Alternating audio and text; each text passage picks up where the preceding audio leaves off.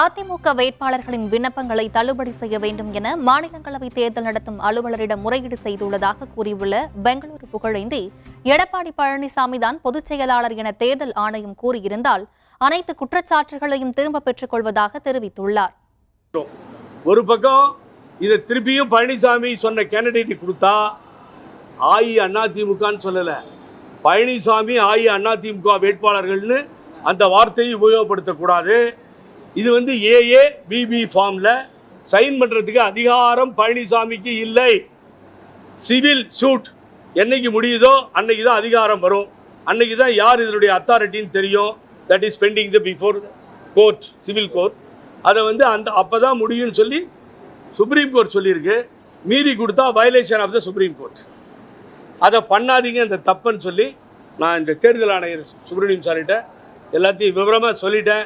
I appeal to our Honorable Archana Patnaik IAS, please do the justice. Election Commission எங்கேயாவது பழனிசாமி பொதுச் செயலாளர்னு சொல்லியிருந்தா எல்லாத்தையும் வாபஸ் வாங்கிட்டு வெளியே போகிறேன். கூட கஜேந்திரன் இருக்கார், சூரியமூர்த்தி இருக்கார், வக்கீல்கள் இருக்காங்க, எல்லாரும் இருக்கும்.